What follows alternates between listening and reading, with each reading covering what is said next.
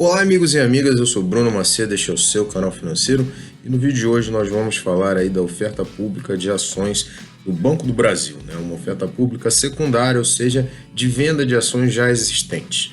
Mas se você é novo aqui no canal, peço que deixe seu like, se inscreva, aperte o sininho para receber notificações, visite as redes sociais e também os conteúdos parceiros que estão passando na tela neste momento e também estão na descrição. Após a vinheta, vamos para o conteúdo.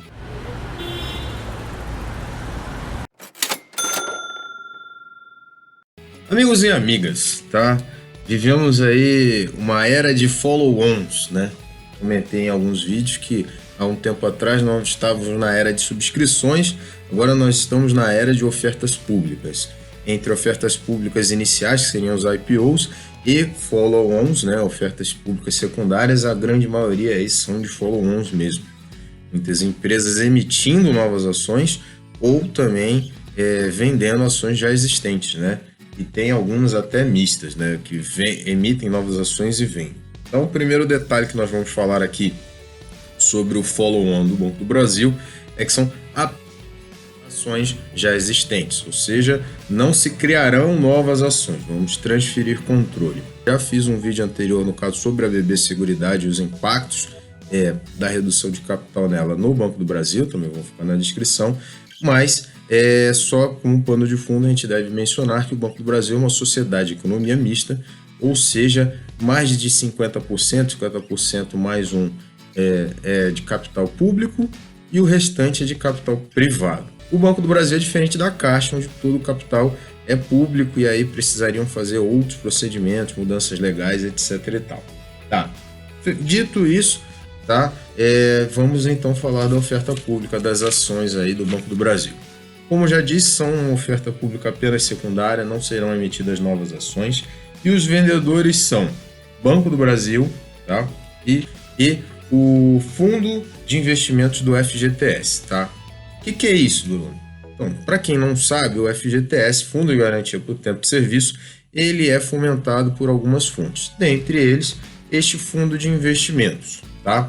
Este Fundo de Investimentos aí detém uma quantidade específica de ações que o rendimento dessas ações, seja por dividendo, né, ou outra forma, ela acaba alimentando esse dinheiro que vai ser utilizado aí para pagar eventuais resgates do FGTS. Então, o governo ele quer também, já falou em vários momentos, que ele quer fazer reformas de previdência e transformar a previdência privada como a principal iniciativa no Brasil, né? Ou seja, a previdência pública não seria sustentável e, consequentemente, cada pessoa deveria fazer aí a sua poupança, o seu fundo de previdência, investir em ações, ter o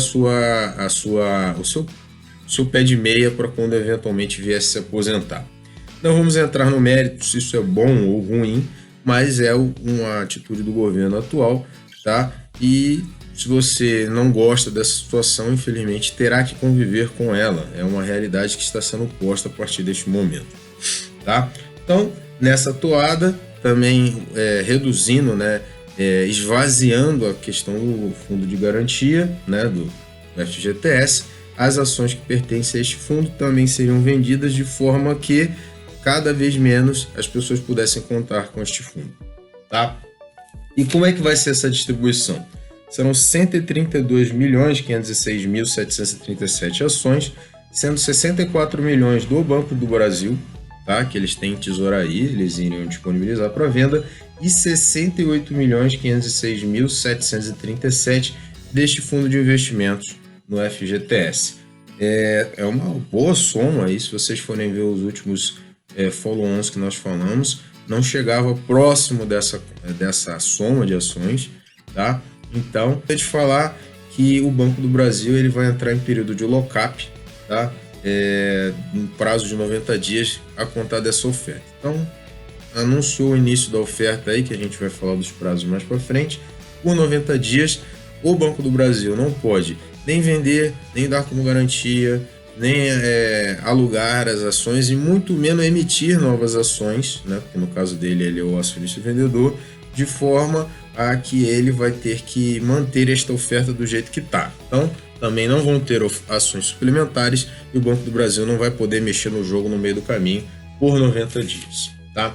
Os coordenadores da oferta são a Caixa Econômica Federal, como líder, BB Investimentos, o Banco Credit Suisse, o Itaú, o JP Morgan e a XP. Tá? É importante também ressaltar que o Credit Suisse vai receber mais de 20% aí dos recursos da oferta, porque ele tem vinculação juntamente com a Caixa, com o Banco do Brasil, com o próprio FGTS, né, com esse fundo de investimento do FGTS. Então, além de ser coordenador da oferta, ele também vai receber boa parte dos recursos aí como investidor, vamos dizer assim, institucional, entre aspas, né, para não dificultar muito o entendimento. Essa oferta ainda depende da aprovação da CVM, está prevista aqui para o dia 18/10. Muito difícil não ser aprovado, porque quando chega nesses termos, eles já discutiram boa parte dos assuntos que precisavam ser discutidos. Tá? Também vão fazer um esforço de colocar essas ações à venda na Bolsa de Nova York. Então, existe o ativo aí do Banco do Brasil na Bolsa de Nova York e também vão fazer uma venda parecida ou similar a essa na Bolsa de Nova York. Tá? Tem garantia firme de liquidação, ou seja, os coordenadores da oferta, eles se responsabilizam caso você ou outros investidores que se comprometam, por exemplo, a participar da oferta e não paguem, né? Eu quero subscrever essas ações, porque geralmente é por meio de uma subscrição, né? Eu quero pegar essas ações e chega no prazo que nós vamos falar, ele não paga, o coordenador então quita essa dívida, paga este valor, pega para si essas ações e pode vender, ficar com elas, fazer o que bem entender, tá bom? E aí ele estaria livre do lock-up porque é uma questão especial. Tem um procedimento aí de fixação do preço, que é o book building normal, pesquisa de mercado com os investidores institucionais, que geralmente são bancos, fundos de investimento, grandes empresas, etc. e tal, que começou dia 3/10 e vai até o dia 17/10, onde o preço vai ser fixado. Então é aquele mesmo esquema dos follow-ons, tá? Você vai participar, mas você não vai saber o preço vai ser fixado depois. Existem 3 tipos de oferta, tá? Aí, a propósito, não vai ter distribuição parcial. Mas como eles funcionam naquele esquema de escadinha, se um não pegar, vai passando para o outro até que chega nos institucionais e esses provavelmente vão pegar. Então a chance de haver essa oferta ser cancelada é bem pequena. Então, recapitulando aí, 3 tipos de oferta, como a gente falou. Tem a private, a de varejo, que pode ser com ou sem lock-up, pode também ser diretamente ou por meio de fundos de investimento, e a institucional. Bom, considerada então a private e a de varejo somadas a não institucional. Bom, a distribuição das ações vai ser basicamente da seguinte forma: de 10 a 30% das ações vão ser destinadas aos não institucionais, ou seja, private e varejo, nas suas diversas modalidades.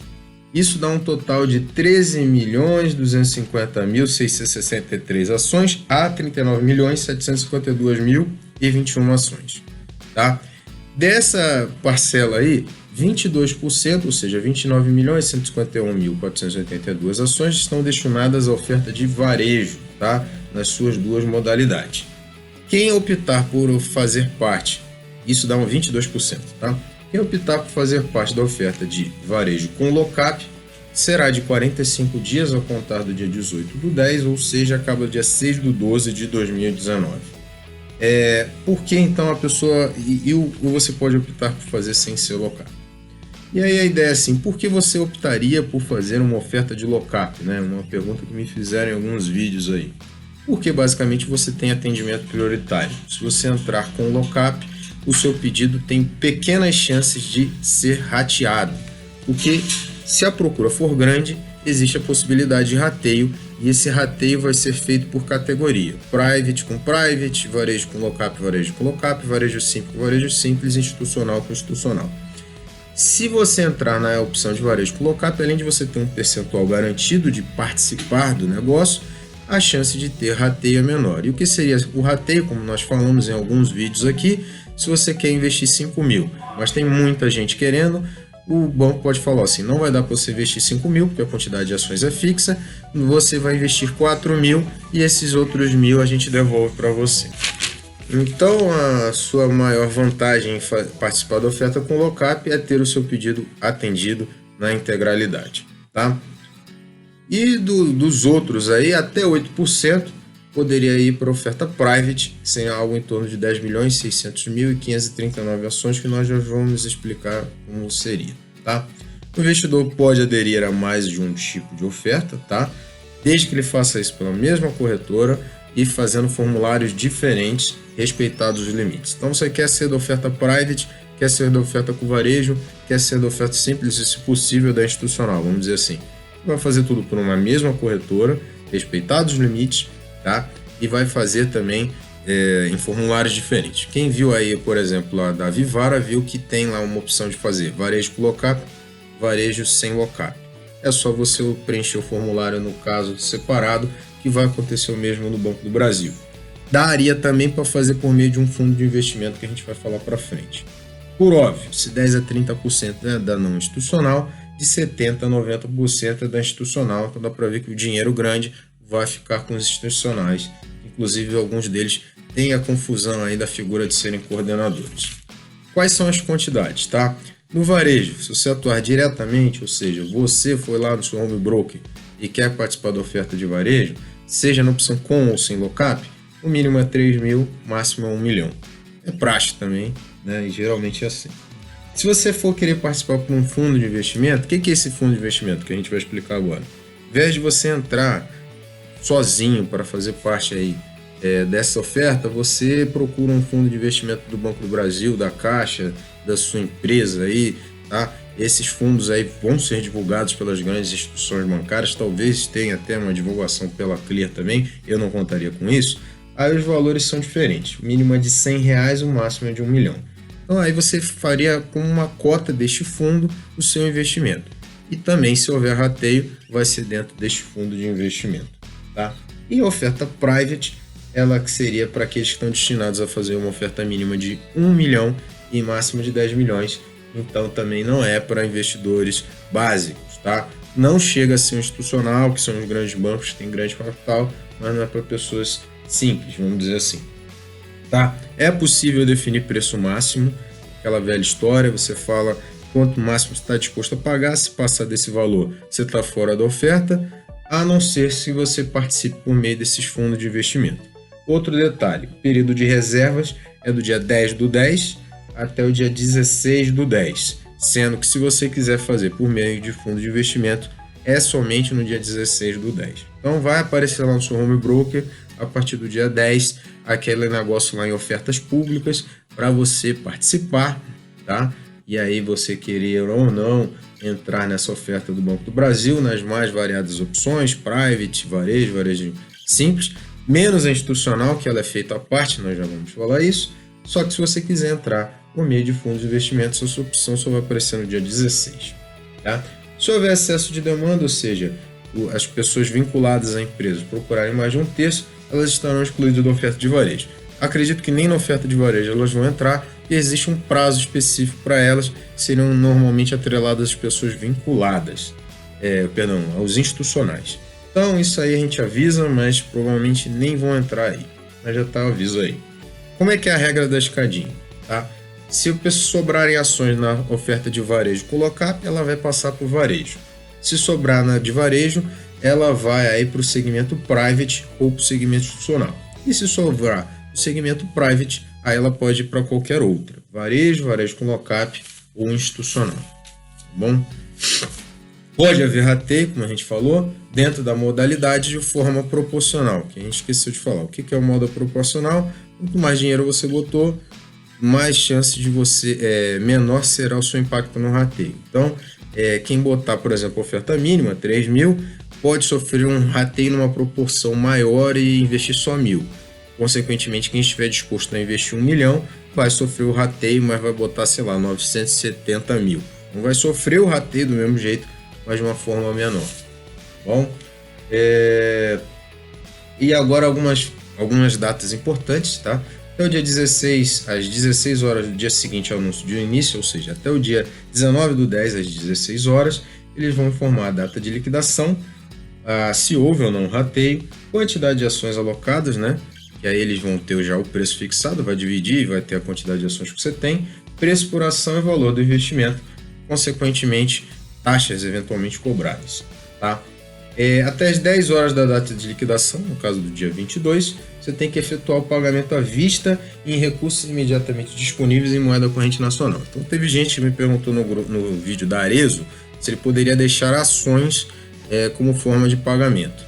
As ações, eles não são pagamento à vista considerado, nem estão em recursos imediatamente disponíveis, porque ainda que você desse as ações, elas teriam que ser vendidas, isso em D+2, para virar dinheiro e poder pagar aí o coordenador da oferta. Então, o que eles consideram como pagamento? Você, até as 10 horas do dia 22, botar dinheiro lá, depositar dinheiro, ou dar alguma garantia que você coordene com a sua própria coordenadora, ainda que ela use as suas ações.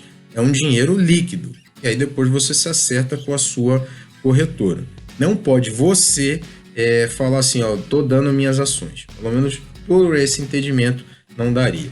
Eu sugeriria não só você evitar de usar suas ações como garantia, como você usar dinheiro e não evitar de já colocar no prazo limite. Coloca um pouco antes, que aí você não tem dor de cabeça, tá? Mas o prazo limite é o dia 22/10 às 10 horas. Essa é a ideia, tá? Já falamos aí do lock-up, tá? Lock-up de 45 dias na oferta de varejo por lock-up e lock-up de 90 dias aí para o Banco do Brasil, incluindo emissão de novas ações a contar da data lá do dia 19/10, né? 18/10. A oferta institucional é feita por meio do book building, então os grandes investidores do dia 3 ao dia 17/10 estão fazendo a oferta deles e até a fixação do preço eles já fizeram a oferta deles. Então eles são à parte, né? Então aquele investidor que perdeu esse prazo e entrou na oferta comum provavelmente vai ficar no excesso de demanda, mas só para saber isso aí, tá? Podem haver pessoas vinculadas até o limite de 20%. O que seriam pessoas vinculadas? Controladores do banco, parentes de controladores do banco, funcionários do banco, etc e tal, tá? Provavelmente nenhum de vocês que está vendo esse vídeo é pessoa vinculada, mas se você acha que tem lá na descrição de uma forma mais simples de quem as pessoas vinculadas. Eu achei que ficaria muito extenso colocando isso nesse vídeo. Bom, as ações vão ser entregues às 16 horas da data de liquidação, ou seja, 16 horas do dia 22/10. Isso é o que está escrito. Normalmente ele é entregue antes e seria o início da negociação dia 21/10. Normalmente é entregue já no dia 21/10, tá? Então, estas novas ações devem circular a partir do dia 21/10. Mas está previsto que elas possam chegar até o dia 22. Bom, então só para vocês saberem isso. A ação do Banco do Brasil vai continuar circulando. Essas aqui seriam mais novas ações no código BBAS3. Então, antes que perguntem, mas vai ter um outro código? Não, vão ser ações BBAS3, normal, tá? Não vai ter recibo de subscrição, pelo menos não foi mencionado isso aí. Não vai haver agente estabilizador, ou seja, a ação pode variar para cima e para baixo aí livremente, tá? Não vai ter como na Arezzo aquele agente que, se a ação cair, ele tem a opção de comprar ou vender muitas ações, tá? E o fim oficial da oferta previsto para o dia 20/4, um anúncio oficial da oferta, mas a oferta até lá espera-se já ter se encerrado por um bom tempo. Dado esse panorama da oferta pública aí do Banco do Brasil, vamos aqui a alguns comentários, tá? Entendo que um banco privado ele busca mais o lucro do que um banco com mistura, né? E se você quer ter um banco público, você faz um banco como a Caixa, que aí ele atende uma finalidade pública. Se você tiver um banco privado, ele é privado, visa o lucro e etc. Agora o Banco do Brasil ele fica no meio termo. Ele não é nem público nem privado. E às vezes você prejudica tanto o interesse público, porque ele tem que buscar o lucro, tá? Quanto o interesse privado, porque ele, por exemplo, ele tem que fazer políticas públicas para ajudar as pessoas. Então, naquele vídeo que eu falei anterior, que vai passar no card, a oferta pública aí de ações, a redução de capital do Banco do Brasil Seguridade, a BB Seguridade, né, BBSE3, vai gerar um caixa para o Banco do Brasil de 1,8 bilhões. Se você não entendeu como é que funciona isso, veja o vídeo no card onde eu expliquei exatamente, tá? Então, o Banco do Brasil, por ser um grande acionista da BB Seguridade, com a redução de capital daquela empresa, ele vai receber 1,8 bilhões, que é um dinheiro muito interessante que pode ser usado, inclusive, para a distribuição de dividendos, caso seja esse interesse do banco. Isso tudo muito bom, muito favorável ao banco. E agora, como ponto negativo, a gente tem a notícia recente aí de que os 5 principais bancos do Brasil, no caso, na ordem aí seria Itaú, Bradesco, Santander, Banco do Brasil e Caixa, teriam envolvimento aí com lavagem de dinheiro em algumas empresas que estariam sendo investigados na Operação Lava Jato, tá? Então isso de alguma forma pode impactar negativamente esses bancos, mas impactaria todos os bancos de forma igual, tá? Então não posso nem dizer que vai afetar o Banco do Brasil em particular, pode afetar todos os bancos, tá? Então se você tem um pensamento de um pouco mais de longo prazo, a gente pode entender que as notícias são muito mais positivas do que negativas, né? Um aumento de caixa, tá? E consequentemente mais dinheiro e menos ingerência do governo, tá? Além disso, se você considerar que as investigações da Lava Jato tendem a apontar nomes, esses nomes estão ligados de repente a uma iniciativa pública, tirado o nome, já estaria superada a crise e consequentemente, ainda que o Banco do Brasil e demais integrantes do setor bancário possam sofrer aí no curto prazo, no longo prazo seria muito mais vantajoso, muito mais propício investir no Banco do Brasil, tá bom? Mas e a crise aí, né? E a eventual redução da taxa de juros, né, tal, etc. Bom, é evidente que a redução da taxa de juros, né, da taxa Selic, ela impacta na lucratividade dos bancos, porque é a taxa básica que baliza todas as outras taxas, né? Os produtos bancários que já não eram muito bons, né? Esses fundos, investimentos, tudo isso que eles ofereciam já não eram muito bons, ficaram piores ainda. Mas, de um modo geral, os bancos eles repassam esse custo para os clientes de alguma forma, com alguma cobrança, de alguma taxa, de alguma tarifa. Se eu já falei em vários vídeos aqui, o setor bancário ele não apresenta prejuízo, principalmente os 4 principais bancos que estão na bolsa, por trimestre há anos, né? Quando vem resultado ruim é porque o lucro é abaixo do esperado. Então, dificilmente vai ser um impacto assim que possa levar a um desespero, a uma situação ruim, mas é óbvio que é uma notícia não muito favorável. Uma crise mundial também poderia sobrar para os bancos. Aí, o que entra para você se preservar? A diversificação, não ficar investindo só em banco, você ter ação de vários setores, você ter renda fixa, você investir em outros mercados, em criptomoedas, em mercados estrangeiros, justamente para você não sofrer muito com uma eventual crise global e aí ficar prejudicado.